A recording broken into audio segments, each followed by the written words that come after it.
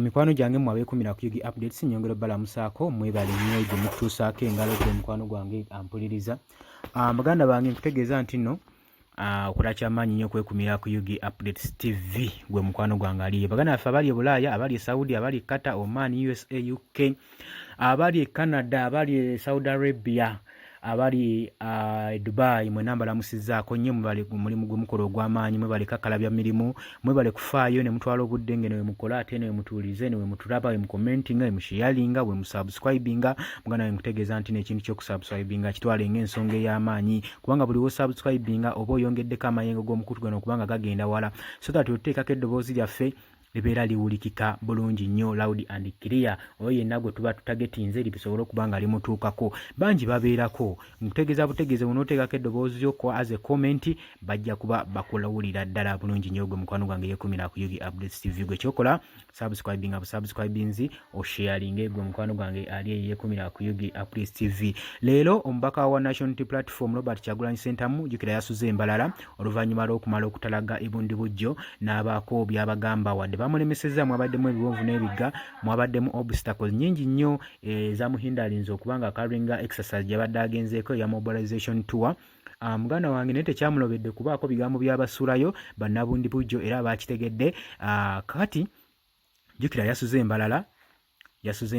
naye ku makya akedde ku NTV live abaddeko live ng'alina ensonga z'agamba bannayuganda pulezidenti w'abantu era abaddeko n'abaako ensonga Pulezidenti Robert Kyagulanyi z'abagambye gwe mukwano gwange ali eyo ampuliriza nga tannasimbula so se na encouraging abaana na encouraging abantu abalonzi nabagamba temutya nnyo ze pulezidenti wa muwendi ate bye muno mmanya ensi yonna endaba all the world is watching me is watching Robert Kyagulanyi Ssentamu so buli ekigenda maaso bakiricognizinga oba mpulira gwe mukwano gwange ampuliriza. Muganda wange nkutegeeza ensonga y'okusubscribinga y'amakulu nnyo ku channel eno. Tamanyi kusubscribinga genda wansi ojja kulaba ekigambo subscribe kiri subscribe ojja kulaba waliwo n'akade ako bangi mukagayaya naye kamakulu nnyo kakuyambako okubanga buli otaddeko information kakuleetera alerting message notification message tekagamba nti no Yugi Updates kwali ku mpewo kuliko agali kwokya gwe mukwano gwange ali eyo ampuliriza.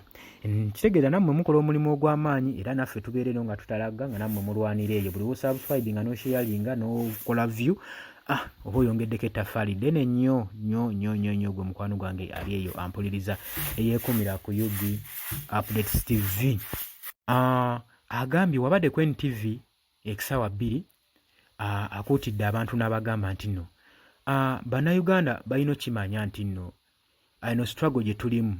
oba we bagezaako okwekalakasa ne bavayo ku nsonga yonna enyegirizanga bo bannayuganda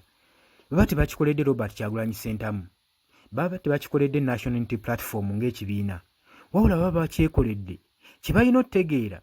nti nze ndi mukulu nnyo okubasinga bo bato nnyo okunsinga so emyaka gye bakyaliwo ku nsi mingi nnyo n'okusinga egyange Robert Kyagulanyi Ssentamu. So ekintu ky'okuvayo ne beekalakasa ku nsonga ezinyigiriza eggwanga ezitwala eggwanga matigga baba tebayamba nze ate baba tebayamba kibiina kya National Unity Platform era baba tebayamba Robert Kyagulanyi Ssentamu baba tebayamba Joel Ssenyonyi nedda wabula baba beeyamba bokka singa bavaayo ne bayimirira bumu ku nsonga eziba zibanyigiriza ne bavaayo ne beekalakasa mu ddembe watali kozinga amu yonna ku muntu watali kukozinga kikolwa kibi kyonna ku muntu ne bavaayo ne beerwanirira nga bo ne bavaayo ne basituka ku nsonga ezibaluma kibalina omumanya eddoboozi lyabwe banaasituka lijja wulikika ate bakimanye n'ensi yonna eri mu kulaba Robert Kyagulanyi Ssentamu so buli kimu ekigenda mu maaso bakikolako observation ekyo kyayagadde mmanye era asinzidde ku NTV live ku makya g'olwaleero essaawa 2 n'ebigambo ebyo n'abiwoolekera eri bakomredi mwenna abeewaayo okuyimusa eddoboozi ly'owamu okulwanirira enkyukakyuka mu ggwanga n'abagamba nze sirakibatiisa ensi etulaba ensi ewookinga Robert Kyagulanyi Ssentamu ate mukimanye mba temukikolera nze mukikolera mmwe ne ku future yammwe n'eggwanga lyammwe ery'omu maaso musobole okubeera mu ggwanga eppya n'abaana bammwe n'abazzukulu bammwe wammwe ng'eggwanga lirina emirembe ebigambadde bigambo bya Robert Kyagulanyi Ssentamu muganda wange ng'ali wali ku NTV kwasinzidde okuba ng'asindika obwo obubaka gwe mukwano gwange eyeekumira ku Yugi Updates TV. Nkutegeeza tuwerabira ku subscribinga kubanga tuli mu nteekateeka za kusimbula kati okuvaali ku hoteri we twasuze tuli mu nteekateeka ya kusimbula gwe muganda wange tweyongerayo eri eyishaka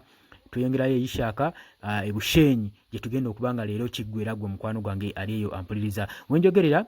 Robert Kyagulanyi Ssentamu NTV yavuddeyo dda era kimanyi bali mu nteekateeka za kusimbula. Ngenda kuba mbikuleetera gye bujjakawo wabula ky'oba tokola tuwerabira ku subscribinga sharinga commentinga ate koona mukade kubanga nkomawo ba information kubalaga ki ekigenda mu